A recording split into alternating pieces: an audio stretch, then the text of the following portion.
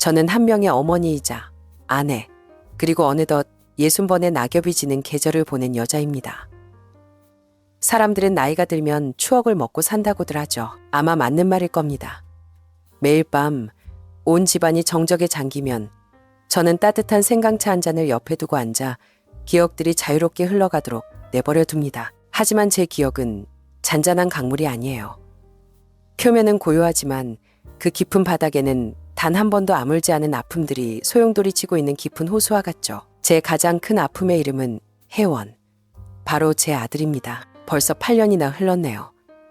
그 운명의 날이 혜원의 첫 아내였던 수진이를, 그리고 제 아들의 영혼을 앗아간지 말입니다. 지금 35인 혜원을 보면 다른 사람들은 그저 어른스럽고 헌신적인 아버지라고 생각할 겁니다. 하지만 어미의 눈에는 너무나도 큰 상처를 짊어지려고 애쓰는 몸만 커버린 아이가 보일 뿐이에요. 아들의 미소는 설령 짓는다 해도 온기마저 희미한 겨울 햇살 같았죠. 매일 저녁 골목 어귀에서 아들의 차 소리가 들려올 때마다 제 심장은 쿵 내려앉습니다. 여전히 큰 키의 마른 그 모습 그대로지만 보이지 않는 짐의 무게에 어깨는 축 처져 있어요. 아들은 집에 들어와 우리에게 고개 숙여 인사하고는 조용히 자기 방으로 들어갑니다. 저녁 식사 시간은 아들의 공허함을 가장 명확하게 보여주는 증거예요. 아들 민우에게 반찬을 집어주고 학교 생활은 어떤지 묻지만 정작 자신은 정처 없는 허공을 응시하는 초점 없는 눈으로 기계처럼 밥을 먹을 뿐이죠. 가끔 눈을 감으면 수진이의 모습이 너무나도 선명하게 떠오릅니다. 그 아이는 하늘이 우리 가족에게 내려준 선물이었어요. 아름다울 뿐만 아니라 봄 햇살처럼 따뜻한 며느리였죠. 주말마다 소매를 걷어붙이고 부엌에서 저를 도우며 회사에서 있었던 재미있는 이야기들을 제잘거리던 모습이 아직도 기억납니다. 그 아이의 맑은 웃음소리는 모든 시름을 잊게 하는 힘이 있었어요. 원래 과묵한 남편마저도 수진이가 집에 있을 때면 더 밝아지곤 했죠.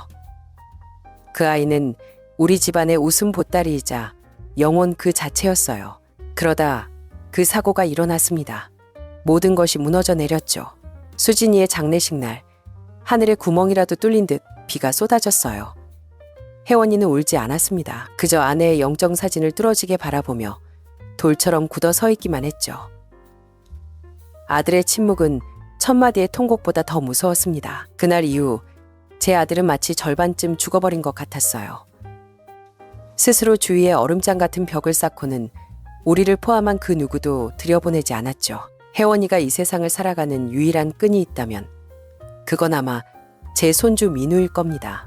어미를 너무나도 쏙 빼닮아서인지 혜원이는 자신의 남은 모든 것을 아들에게 쏟아부었어요. 완벽한 아버지였지만 불행한 남자였죠. 어느 날 밤 창밖으로 빗방울 소리만 들려올 때 제가 남편에게 말했어요. 여보, 나 혜원이 때문에 걱정돼 죽겠어요. 남편은 깊은 한숨을 내쉬었고 그 소리가 정적 속에서 유난히 무겁게 울렸습니다. 나도 마찬가지요. 하지만 우리가 뭘 어쩌겠소. 마음의 상처라는 게 하루 이틀 만에 낫는 게 아니잖소. 그래도 벌써 8년이에요. 저는 목이 메어 말했습니다. 언제까지나 저렇게 살 수는 없잖아요. 민우에게도 온전한 가정이 필요하고요. 우리 아들 혜원이도 행복을 되찾아야 해요. 아들의 입가에 진정한 미소가 돌아오는 것을 보는 것. 그것이 저희 부부의 가장 큰 소원이었습니다. 희망의 빛은 어느 화요일 오후 전화 한 통과 함께 찾아왔습니다. 제 오랜 친구인 경숙이었어요. 안부를 몇 마디 묻더니 대뜸 본론으로 들어갔죠. 야, 혜진아, 네 아들. 혜원이 말이야. 요즘도 그래? 여전하지 뭐. 아침에 나갔다 저녁에 들어와서 그림자처럼 지내. 경숙이는 잠시 머뭇거리더니 말했어요. 내가 아는 아가씨가 하나 있는데 이 아가씨도 사랑에 상처가 좀 있어. 이혼한 지 얼마 안 됐고 아이는 없어. 참 착하고 성실한 아인데 혹시 혜원이한테 한번 얘기나 해볼래? 한번 만나나 보고 아니면 그만두면 되지. 손해볼 건 없잖아. 심장이 빠르게 뛰기 시작했습니다. 기쁘면서도 덜컥 겁이 났죠. 하지만 곧 아들의 고독한 모습이 떠올랐습니다. 한 번은 시도해봐야 한다고 결심했어요. 그날 밤 민우가 잠든 후 저는 대추차를 따뜻하게 우려 혜원이가 서류를 보고 있는 것으로 가져갔습니다. 혜원아, 저는 조심스럽게 말을 꺼냈어요. 너 혹시 마음 나눌 좋은 친구를 찾아볼 생각은 없니? 아들은 고개를 들었고 그 눈빛에는 놀라움이 스쳤지만 이내 늘 그렇듯 차가운 표정으로 돌아왔습니다. 엄마, 저 괜찮아요. 하나도 안 괜찮아. 저는 아들의 차가운 손을 잡았어요. 엄마랑 아빠가 평생 널 돌봐줄 순 없어. 민우에게도 엄마가 필요하고 너도 행복할 자격이 있어. 저는 경숙 이모의 제안에 대해 이야기했습니다. 처음엔 혜원이가 완강히 거부했지만 저는 끈질기게 민우의 미래와 늙은 부모의 걱정을 이야기하며 설득했어요. 결국 너무 지쳐서였는지 아니면 더는 저를 속상하게 하고 싶지 않아서였는지 아들은 고개를 끄덕였습니다. 딱 한 번만이에요. 엄마, 그분 만나만 볼게요. 혜원이가 선을 보러 가던 날 우리 가족은 모두 가시방석에 앉은 듯 초조했습니다. 그날 밤 아들은 평소보다 늦게 귀가했어요. 여전히 무표정한 얼굴이었지만 왠지 그 눈을 덮고 있던 안개가 조금은 거친 듯한 느낌이 들었습니다. 좋은 분이었어요. 아주 예의 바르시고요. 아들은 그렇게 짧게만 답했지만 우리에겐 그것만으로도 무척이나 반가운 신호였죠. 그리고 마침내 그 아가씨가 우리 집에 인사하러 오는 날이 왔습니다. 이름은 지은이라고 했어요. 지은 씨는 나무랄 데 없이 완벽한 모습으로 나타났습니다. 아름답고 단정하고 상냥했으며 특히 제 아들 민우를 친아들처럼 아껴주었죠. 하지만 우리 마음을 완전히 사로잡은 것은 바로 민우를 대하는 그녀의 방식이었습니다. 민우가 낯을 가리며 제 등 뒤로 숨자 지은 씨는 다그치지 않았어요. 그녀는 천천히 몸을 낮춰 민우와 눈을 맞추며 부드럽게 미소 지었습니다. 안녕 민우야. 나는 지은 이모라고 해. 민우 주려고 작은 선물 가져왔는데 남자 아이들이 다 좋아하는 로봇 조립 세트야. 아이의 마음은 거짓말을 못하는 법이죠. 낯선 사람을 경계하던 제 손주가 자연스럽게 다가가 선물을 받아들고는 작은 목소리로 고맙다고 인사했습니다. 그날 식사 내내 지은 씨는 더할 나위 없이 세심하게 민우를 챙겼어요.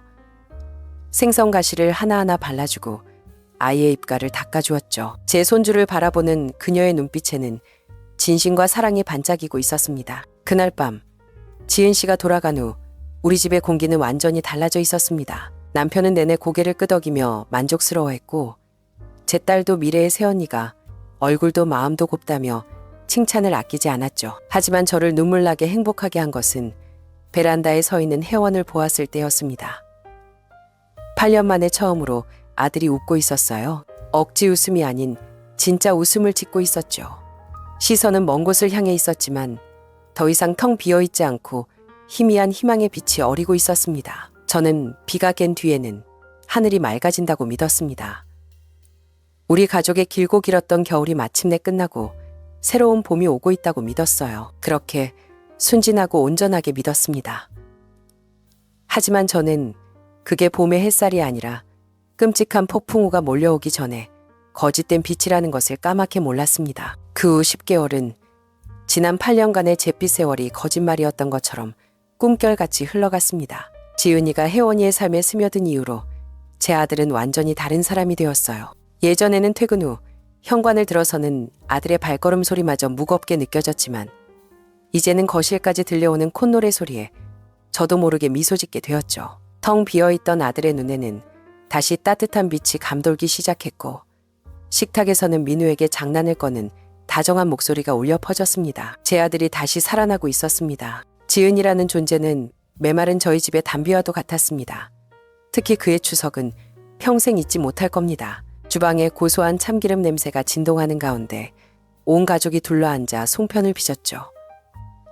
저는 도시에서만 자란 지은이가 반죽 앞에서 쩔쩔맬 것이라 지레 짐작했습니다. 하지만 제 예상은 보기 좋게 빗나갔어요. 그 아이는 야무지게 소매를 걷어붙이더니 능숙한 손놀림으로 쫄깃한 반죽을 떼어내고는 조개처럼 예쁜 모양의 송편을 빚어냈습니다. 음식이라면 누구보다 까다로운 남편마저 요즘 보기 드문 참한 며느리감이군 하며 헛기침과 함께 칭찬을 흘렸을 정도니까요. 딸 미나와 조잘거리며 서로의 송편이 더 예쁘다고 장난치는 모습. 그 곁에서 민우가 행복하게 뛰어다니는 풍경을 보며 저는 정말로 하늘이 이 모든 불행 끝에 큰 복을 내려주셨다고 믿었습니다. 추석이 지나고 완연한 가을이 찾아왔을 무렵 혜원이는 지은이와 민우를 데리고 높은 하늘 아래 펼쳐진 한강공원으로 피크닉을 갔습니다. 그날 밤 평소보다 상기된 얼굴로 돌아온 아들은 저와 남편을 조용히 방으로 불렀습니다.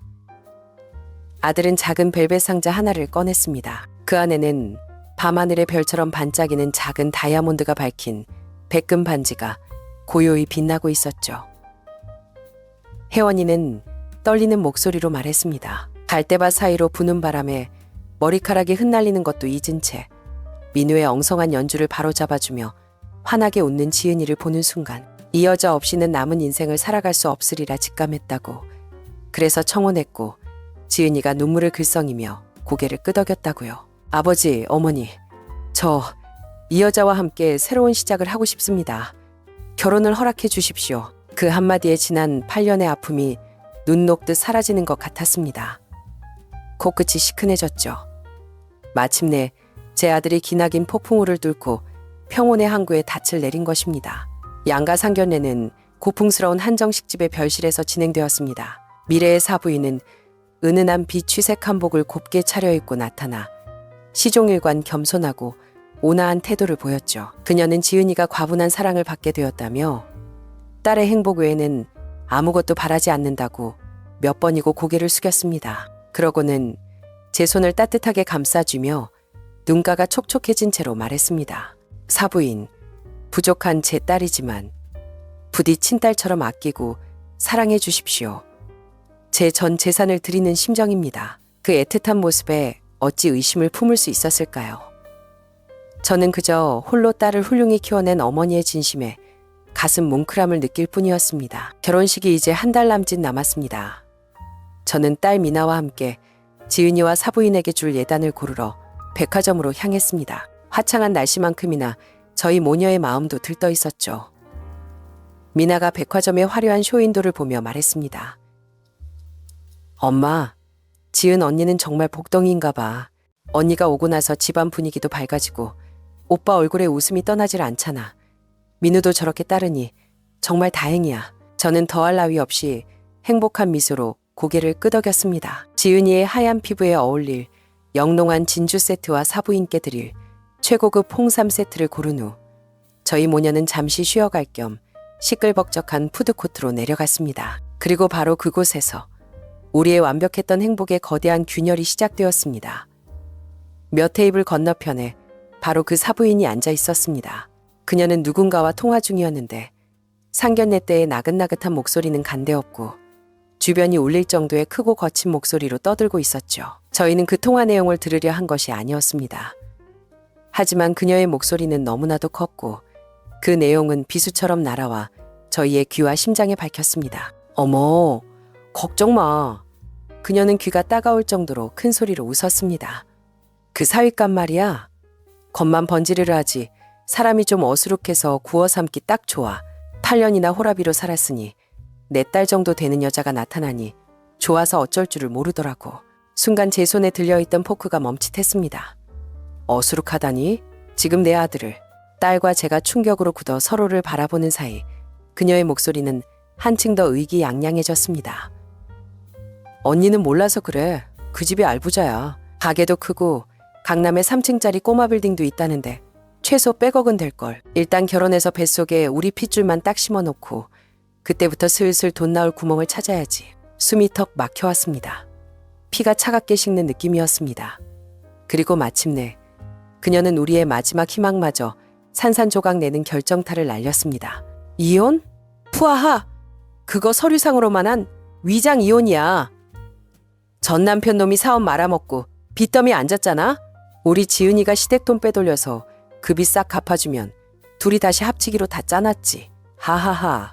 제 손에서 힘이 풀린 숟가락이 접시 위로 떨어지는 소리가 났습니다. 온몸의 피가 분노로 들끓어 머리끝까지 솟구치는 것 같았습니다. 당장 달려가 그 여자의 머리채라도 잡고 이 추악한 사기극의 전말을 따져 묻고 싶었습니다. 제가 자리에서 벌떡 일어나려는 그 순간 딸 미나가 테이블 밑으로 제 팔을 강하게 붙잡았습니다. 딸의 목소리는 속삭임처럼 작았지만 그 안에는 강철 같은 이성이 담겨 있었습니다. 엄마, 제발 지금 소리치면 저 사람들 오리발 내밀 거예요. 아무 증거도 없잖아요. 엄마, 제발 진정해. 일단 아무것도 못 들은 척하고 여기서 나가는 거야. 응? 딸의 단호한 눈빛에 들끓던 분노가 간신히 억눌렸습니다. 저는 깊은 숨을 몰아쉬며 경련이 일어나는 입꼬리를 억지로 끌어올려 미소를 지었습니다. 그리고 아무것도 모른다는 듯 사부인에게 가볍게 눈인사를 건넨 뒤 딸의 부축을 받으며 도망치듯 그곳을 빠져나왔습니다. 집으로 돌아오는 차 안, 세상의 모든 소리가 멀게만 느껴졌습니다. 문을 열자마자 민우가 할머니 하고 달려와 안겼습니다. 거실에서는 따뜻한 조명 아래 혜원이와 지은이가 서로 머리를 맞댄 채 다정하게 프라모델을 조립하고 있었습니다. 아들의 얼굴에는 지난 8년간 단 한 번도 본 적 없었던 순수한 행복과 충만한 미소가 피어 있었습니다. 그 행복이 곧 깨어질 독이 든 유리그릇이라는 것을, 그의 곁에서 천사처럼 미소 짓는 여자가 그의 심장을 겨누고 날카로운 칼을 숨기고 있다는 것을 내 아들은 꿈에도 모르고 있었습니다. 그 모습을 보는 순간 제 심장은 정말이지 수백 수천 갈래로 찢겨나가는 듯 했습니다. 폭풍우는 예고 없이 그렇게 시작되고 말았습니다. 그날 밤 저는 눈을 붙일 수 없었습니다. 어둠 속에서 눈을 감으면 아들의 해맑은 얼굴 위로 사돈될 여자의 탐욕스러운 목소리가 악몽처럼 겹쳐졌습니다. 끓어오르는 분노에 당장이라도 그 모녀가 사는 곳으로 달려가 모든 것을 파헤치고 위선의 가면을 찢어버리고 싶었습니다. 하지만 딸아이의 차가운 이성이 폭주하려는 제 감정에 겨우 족쇄를 채웠죠. 모두가 잠든 깊은 밤, 거실의 희미한 스탠드 조명이 긴 그림자를 드리우고 똑딱이는 괴종식의 소리만이 정적을 깨는 가운데 저와 미나는 마주 앉았습니다. 엄마, 딸아이는 마치 죽음을 선고하는 의사처럼 섬뜩할 만큼 차분한 목소리로 말했습니다. 만약 지금 이 일을 터뜨리면 백전백패예요. 저들은 세상에서 가장 불쌍한 피해자인 척 눈물을 쏟아낼 거고 우린 졸지에 착한 사람 모함하는 악독한 시어머니와 시누이가 되겠죠. 오빠는 누굴 믿을까요? 뜨겁게 사랑하는 여자일까요? 아니면 증거 하나 없이 우연히 엿들었다는 우리일까요? 딸의 말은 단순한 찬물이 아니었습니다. 그것은 제 심장에 밝히는 날카로운 얼음 조각과도 같았습니다. 그 아이 말이 맞았어요. 이미 한번 무너졌던 혜원이는 명백하고 잔인한 증거 없이는 이 진실을 감당하려 하지 않을 겁니다. 오히려 우리를 원망하게 되겠죠. 그럼 우리는 대체 뭘 어떻게 해야 하는 거니? 제 목소리는 무력감에 형편없이 갈라졌습니다. 미나는 제 눈을 똑바로 응시했습니다. 그 눈빛에는 이전에 본 적 없는 강철 같은 결의가 번뜩였습니다. 증거예요. 저들이 절대로 발뺌할 수 없는 명백한 물적 증거. 뱀을 건드리려다 풀숲 전체를 놀라게 하는 어리석은 짓 나서 오똑도를 해선 안 돼요. 우리가 무언가 알고 있다는 걸 저들이 눈치채는 순간 놈들은 꼬리를 자르고 더 깊이 숨어버릴 거예요. 제가 아는 곳이 있어요. 의뢰인의 비밀을 지켜주면서 진실을 파헤쳐 주는 곳이. 그날 밤 모든 것이 결정되었습니다. 우리는 이제부터 가장 완벽한 관객이 되어 저들이 연출하는 이 추악한 연극의 맨 앞줄에 앉아있기로 했습니다. 그들의 모든 대사와 행동을 주시하며 마지막 커튼을 우리가 직접 내릴 그 순간을 기다리기로. 그 후에 나날은 살아오면서 겪어보지 못한 지독한 고문이었습니다. 저는 두 개의 얼굴을 가진 배우가 되어야만 했습니다. 아침이면 지은이가 애교 섞인 목소리로 어머님 김치찌개는 정말 예술이에요 라고 칭찬할 때 경련이 일어나는 입꼬리를 끌어올려 미소 지어야 했습니다.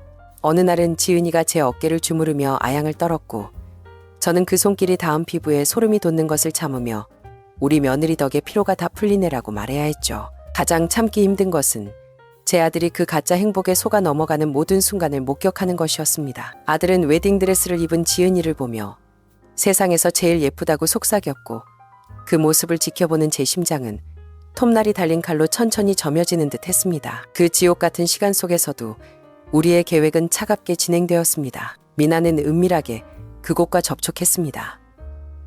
며칠 뒤 저는 행인들의 시선이 닿지 않는 한 카페의 가장 구석진 자리에서 한 남자를 만났습니다. 그는 감정 없는 눈으로 지은이의 사진과 제가 건넨 두툼한 현금 봉투를 번갈아 본 뒤 2주 드리겠습니다라는 짧은 말만 남기고 사라졌습니다. 카페를 나서며 저는 생각했습니다. 나는 지금 내 아들의 심장을 부서뜨릴 대가를 지불하고 있구나.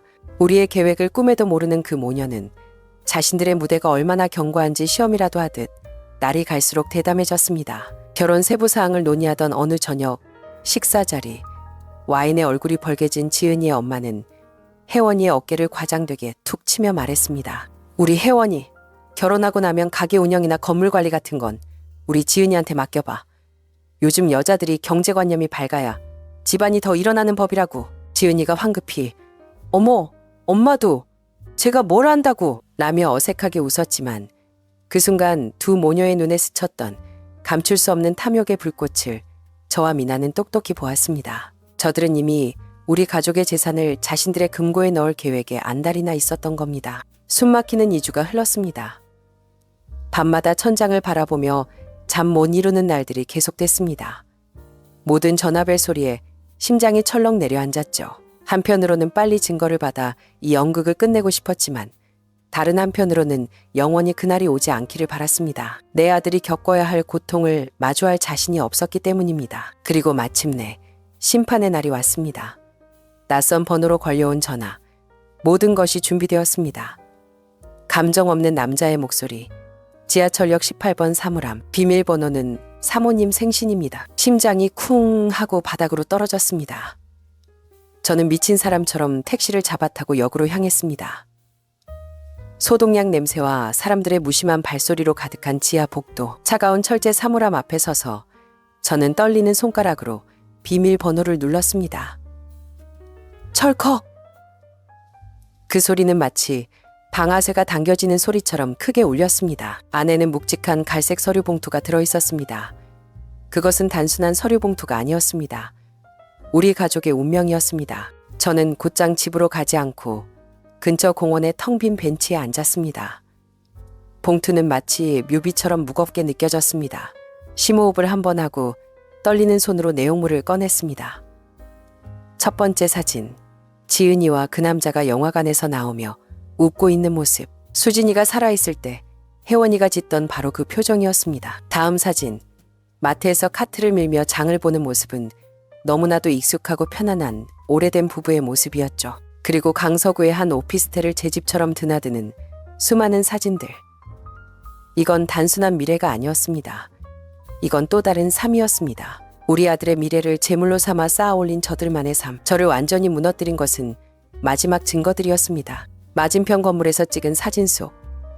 지은이는 잠옷 차림으로 요리를 하고 있었고 그 남자는 소파에 앉아 TV를 보고 있었습니다. 우리 집에서 민우와 혜원이에게 보여주던 바로 그 일상. 그리고 파산 신청서. 눈앞이 아찔해지는 액수의 채무 서류. 그 순간 모든 것이 끝났습니다. 잔을 넘치게 한 마지막 한 방울의 물이었습니다. 아들에 대한 미안함, 슬픔, 그 모든 감정이 사라진 것은 아니었습니다. 그 감정들은 제 안에서 차갑게 얼어붙어 단단하고 부서지지 않는 얼음 기둥이 되었습니다. 저는 휴대폰을 꺼내 미나에게 전화를 걸었습니다. 제 목소리는 판사가 판결문을 읽듯 어떠한 감정도 실려있지 않았습니다. 미나야, 지금 바로 집으로 오너라. 모든 준비는 끝났다. 딸아이는 제 목소리의 변화를 즉시 알아차렸습니다. 그 아이 역시 저만큼이나 차가운 목소리로 단 한마디만 되물었습니다. 지금 바로요? 그래. 저는 두 남녀가 행복하게 웃고 있는 사진에서 눈을 떼지 않은 채 대답했습니다. 지금 당장 이 지긋지긋한 연극의 막을 우리가 직접 내려야지. 딸에게 모든 준비가 끝났다고 말하는 순간 집안의 공기가 그대로 멎어버리는 듯 했습니다. 미나는 거의 즉시 집으로 달려왔습니다. 그 아이는 더 이상 아무것도 묻지 않고 제 옆에 조용히 앉아 갈색 서류 봉투 속 사진 한 장 한 장, 서류 한 줄 한 줄을 함께 확인했죠. 백화점에서 터져나왔던 즉흥적인 분노는 온데간데 없고 그 자리에는 강철처럼 차갑고 단단한 결의만이 남아 있었습니다. 우리는 많은 대화를 나눌 필요가 없었습니다. 오늘 밤이 바로 심판의 밤이 될 것이라는 것을 암묵적으로 알고 있었으니까요. 가장 먼저 해야 할 일은 혜원이와 민우를 집 밖으로 보내는 것이었습니다. 저는 아들에게 전화를 걸어 고깃집 상품권 유효기간이 얼마 남지 않았다는 핑계를 대며 민우를 데리고 나가 저녁도 먹고 새로 개봉한 애니메이션도 보고 오라고 재촉했습니다. 혜원이는 아무런 의심 없이 기쁘게 그러겠다고 했습니다. 아들이 손주의 손을 잡고 현관을 나서는 뒷모습을 보며 제 가슴은 날카롭게 점여오는 동시에 기묘한 안도감이 들었습니다. 이제 곧 제 손으로 아들의 행복한 세상을 무너뜨려야 한다는 사실이 고통스러웠지만 적어도 그 아이가 앞으로 벌어질 이 더러운 광경을 목격하지 않아도 된다는 사실에 안도했습니다. 현관문이 닫히자마자 미나가 저를 돌아보며 말했습니다. 엄마, 가시죠. 차는 서울의 밤을 가르며 질주했습니다. 창밖으로 화려한 네온사인이 휙휙 스쳐 지나갔지만 차 안은 무서울 정도의 침묵만이 감돌았죠. 저는 운전대를 잡은 딸의 옆모습을 보았습니다. 스쳐 지나가는 가로등 불빛 아래 딸아이의 앙담은 턱선이 선명하게 보였습니다. 저 아이는 지금 온몸으로 분노를 억누르고 있는 것입니다. 저는 손에 쥔 서류 봉투를 꽉 움켜쥐었습니다. 이것은 더 이상 단순한 증거가 아니었습니다. 우리 가족을 올가맨 거짓의 사슬을 끊어낼 날카로운 심판의 검이었습니다. 그들 모녀가 자신들의 연극 무대로 삼은 오피스텔은 현대적이지만 무감각한 건물들이 늘어선 신도시 강서구에 있었습니다. 우리는 차가운 철제 엘리베이터에 몸을 실었습니다. 사방의 거울이 정의를 되찾으러 가는 두 여자의 모습을 비추고 있었죠. 엘리베이터가 18층에 멈췄습니다. 길고 적막한 복도에 저희의 또각이는 구두 소리만이 울려 퍼졌습니다. 1808호 문 앞에 서서 저는 깊은 숨을 들이마셨습니다. 두려워서가 아니라 제 안에 들끓는 모든 분노를 한데 모으기 위해서였습니다. 미나가 손을 들어 망설임 없이 초인종을 눌렀습니다. 한참 동안 아무런 대답이 없자 딸아이는 다시 한번, 이번에는 길게 눌렀습니다. 날카로운 벨소리가 복도를 쩌렁쩌렁 울렸습니다. 마침내 안에서 잠이 덜 깬 귀찮은 목소리가 들려왔습니다. 누구세요? 지은이의 목소리였습니다. 문이 살짝 열렸습니다. 지은이는 부스스한 머리에 화장기 없는 얼굴로 고개를 내밀었죠. 문 앞에 서 있는 저와 미나를 확인하는 순간 그 여자의 동공이 공포로 크게 확장되었습니다. 어머님, 미나씨, 두 분이 여긴 어쩐 일로? 그 여자는 반사적으로 문을 닫으려 했지만 미나가 한 발 더 빨랐습니다. 딸아이는 어깨로 문을 강하게 밀어젖혔습니다. 우리는 초대받지 않은 손님처럼 당당히 안으로 들어섰습니다. 집은 크지 않았지만 아기자기하게 꾸며져 있었습니다. 그리고 옷걸이에는 지은이의 원피스들 옆으로 남자의 셔츠 몇 벌이 버젓이 걸려 있었죠. 두 분, 지금 뭐 하시는 거예요? 지은이는 당황해서 뒷걸음질 치며 더듬거렸습니다. 바로 그때 침실에서 한 남자가 하품을 하며 걸어 나왔습니다. 그는 트렁크 팬티 한 장만 걸친 채였죠. 자기야, 누구 왔는데 이렇게 시끄러워? 남자는 우리를 발견하고 그 자리에 얼어붙었습니다. 잠에 취해 있던 얼굴이 순식간에 종이장처럼 하얗게 질렸습니다. 사진 속 바로 그 남자였습니다. 게임은 끝났습니다. 그런데도 지은이는 포기하지 않고 연기를 이어갔습니다. 그 여자는 의미 없는 거짓말을 횡설수설 내뱉었습니다. 이쪽은 제 사촌 오빠인데 며칠만 신세지기로 해서. 그치 오빠? 남자는 고개를 푹 숙인 채 아무 말도 하지 못했습니다. 그의 침묵이야말로 가장 확실한 자백이었습니다. 그 비참한 꼴을 보다 못한 미나가 한 걸음 앞으로 나섰습니다. 그 목소리는 얼음장처럼 차가웠습니다. 언제까지 그 역겨운 연극을 계속할 참이야? 우리가 바보 천치들인 줄 알아? 말과 동시에 미나는 서류 봉투를 그대로 빼앗아 들고 눈앞의 유리 테이블 위로 거칠게 쏟아부었습니다. 수십 장의 사진들이 와르르 쏟아져 흩어졌습니다. 팔짱을 낀 사진, 마트에서 장을 보는 사진, 이 오피스텔을 드나드는 사진들. 지은이는 비명을 지르며 사진들을 끌어모으려 달려들었습니다. 하지만 미나가 그 여자의 머리채를 거칠게 잡아 뒤로 젖혔습니다. 똑똑히 봐. 네 위선적인 얼굴이랑 그 내연남의 얼굴을 똑똑히 보라고.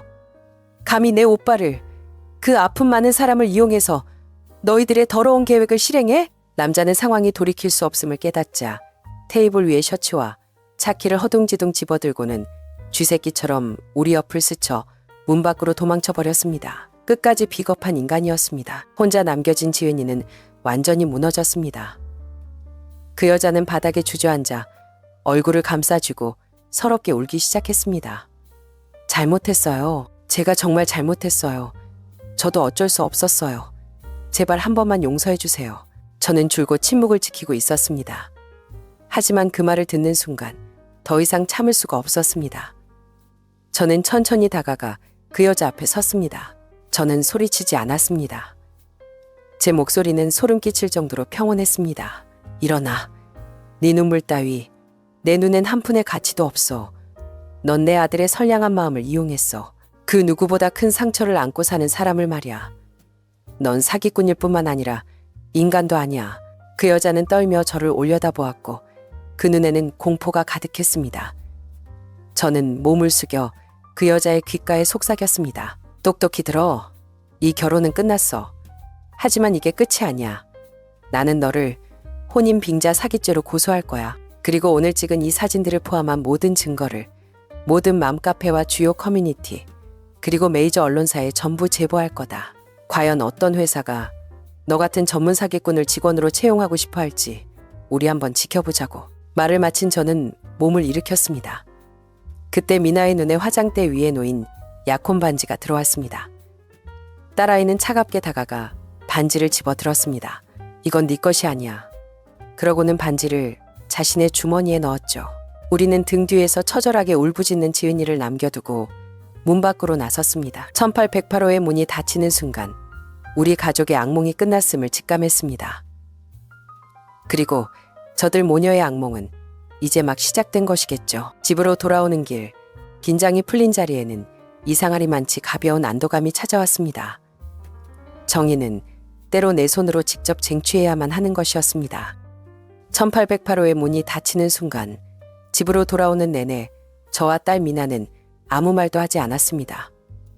차 안의 공기는 더 이상 긴장감으로 가득 차 있지 않았습니다. 대신 폭풍이 핥히고 지나간 자리처럼 무거운 정적이 흘렀죠.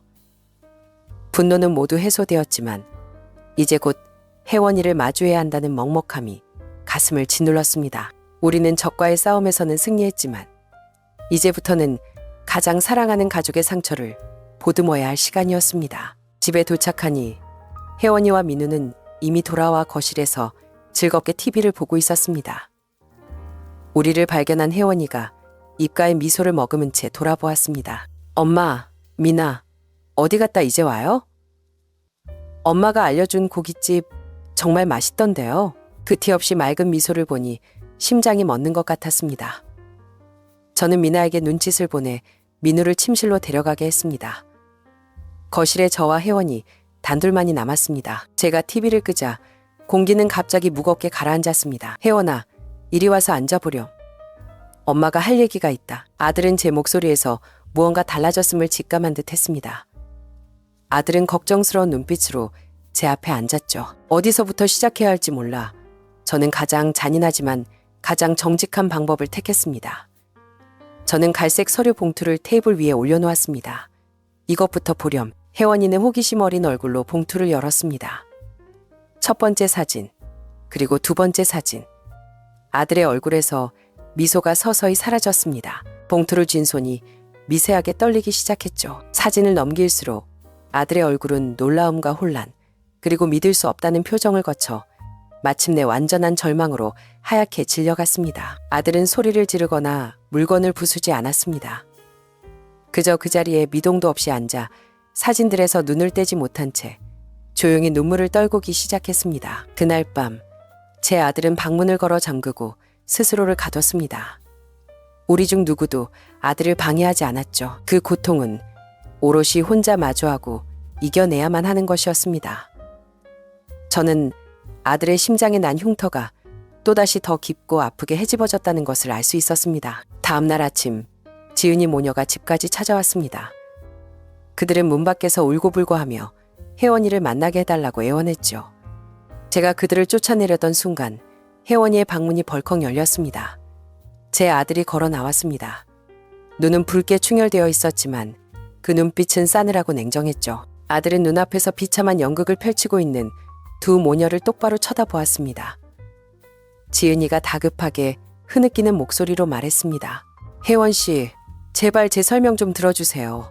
혜원 씨가 생각하는 그런 게 아니에요. 혜원이는 지친 기색으로 하지만 단호하게 손을 들어 그 말을 막았습니다. 그만. 아들의 목소리는 쉬어 있었습니다. 다 봤으니까 모든 건 끝났소. 이만 돌아가 주시오. 그것이 제 아들이 그들에게 한 마지막 말이었습니다. 문이 닫힌 후 아들은 돌아서서 저와 미나를 보고는 제 가슴을 아프게 하면서도 안심시키는 한마디를 내뱉었습니다. 엄마, 미나야, 고맙다. 연극은 끝났지만 정의를 되찾는 일은 이제부터가 시작이었습니다. 우리 가족은 최고의 변호사를 선임했습니다. 반박할 여지 없는 증거들을 기반으로 우리는 지은이 모녀를 재산 편취를 목적으로 한 혼인 빙자 사기 및 정신적 피해 보상으로 고소했습니다. 그와 동시에 미디어의 밝은 미나는 제가 직접 겪은 일들을 상세히 담은 장문의 글을 작성하는 것을 도왔습니다. 딸아이는 우리의 신상 정보는 교묘하게 가리면서도 위장 이혼 계획, 지은이가 다니던 언론사, 내연남의 빚 문제 같은 핵심적인 사실들은 모두 남겨두었죠. 그 글은 대한민국에서 가장 큰 온라인 커뮤니티에 게시되었습니다. 단 24시간 만에 이야기는 폭발적으로 퍼져나갔습니다. 네티즌들은 그들 모녀의 비인간적인 행위에 분노했습니다. 지은이가 다니던 회사는 순식간에 여론의 문매를 맞았죠. 결국 회사는 평판을 지키기 위해 그 여자를 해고할 수밖에 없었습니다. 몇 주 뒤 법원의 최종 판결이 나왔습니다. 지은이 모녀는 우리 가족에게 위자료 500만 원을 배상해야 했습니다. 큰 돈은 아니었지만 그것은 정의가 살아있다는 증명이었습니다. 직장에서 잘리고 사회적으로 낙인 찍히고 내연남의 빚까지 떠안게 된 그들 모녀의 삶은 자신들이 판 지옥으로 떨어져 버렸습니다. 저는 이 재앙을 소개해준 친구 경숙에게도 마지막 전화를 걸었습니다. 저는 심하게 따지지 않고 그저 차갑게 말했습니다. 네가 그들의 계획을 알았는지 몰랐는지 이제 와서 관심 없어. 하지만 너의 소개로 우리 가족이 풍비박산 날 뻔했어. 오늘부로 우리 인연은 여기까지다.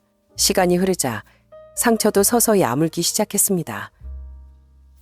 혜원이는 충격에서 벗어나는데 꽤 오랜 시간이 걸렸지만 예전보다 훨씬 더 강해졌습니다. 더 이상 스스로를 가두지 않고 가족과 더 많은 시간을 보냈죠. 아버지와 낚시를 가고 민호와 농구를 하고 저와 여동생과 자주 대화를 나누었습니다. 아들의 얼굴에 다시 미소가 돌아왔습니다. 예전보다 더 평온하고 성숙해진 미소였습니다. 어느 주말 오후 온 가족이 마당에 모여 바비큐 파티를 했습니다. 즐겁게 뛰어노는 민우를 보고 남편과 혜원이가 함께 술잔을 기울이는 모습을 보니 제 마음은 더할 나위 없는 평화로 가득 찼습니다. 혜원이가 제 곁으로 다가와 조용히 말했습니다. 엄마, 저 때문에 엄마랑 식구들 걱정 많이 시켜서 죄송해요. 저는 행복해지려면 새로운 가정이 필요하다고 생각했는데 제가 틀렸어요. 제 행복은 바로 여기 있었네요. 저는 미소를 지으며 아들의 손등을 가만히 두드렸습니다.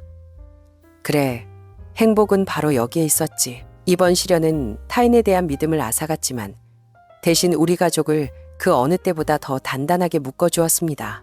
우리는 가족이란 단순히 피를 나눈 사이가 아니라 폭풍우 속에서 기꺼이 함께 싸워주는 사람들이라는 것을 배웠습니다. 그리고 이 세상 가장 위대한 힘은 서로를 사랑하는 사람들의 연대라는 것을 말입니다.